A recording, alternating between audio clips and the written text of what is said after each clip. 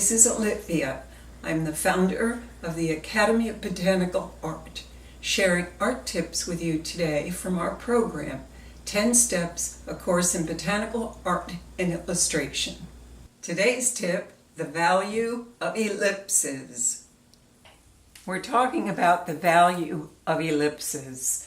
Well, there are so many things. You will see how, once we understand how to use them, how they improve our artwork. So I'm holding in front of you what appears to be a circle.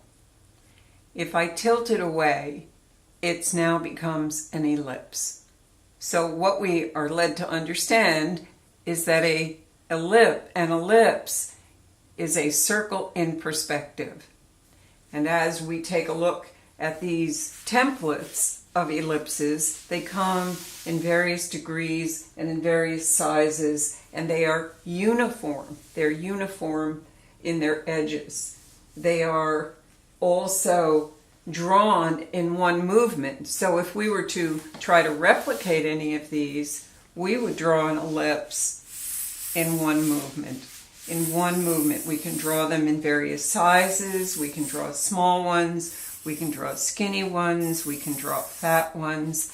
What we want to avoid are two movements, in which case we do something like this. And what happens, we end up with 2 points. Ellipses do not have point. They have rounded edges, like so. Let's take a look at this Magnolia grandiflora painting and search out the various elliptical curves that show direction.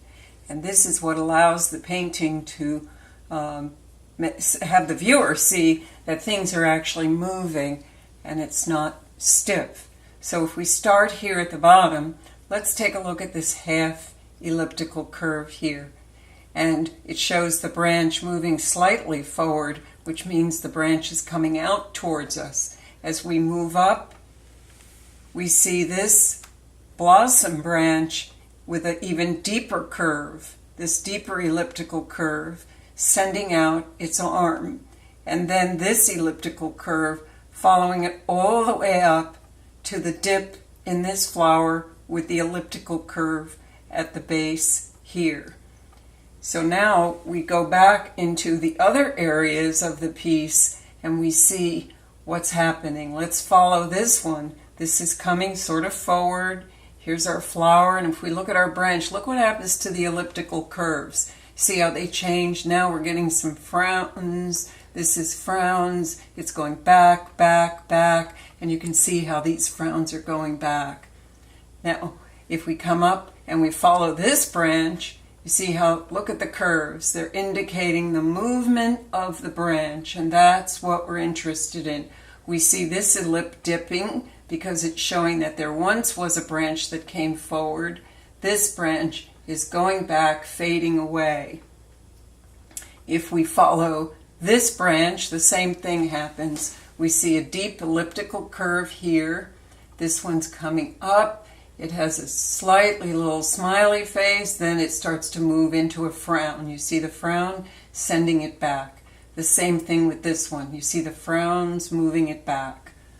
And the same thing here. Now we're pretty stable here. They're not too smiley, they're not too frowny. Here's a little bit of a frown, a little bit here. And look at the deep frown on this bud, indicating that the bud's head is tilting backwards.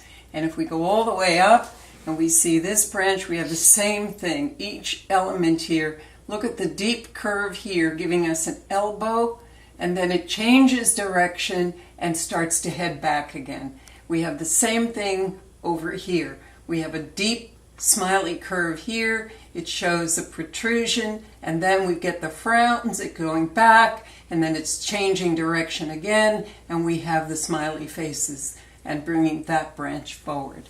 So there you have it. It's the power of the elliptical curve. Thank you for joining us. To learn more about the Academy, visit us online, academyofbotanicalart.com.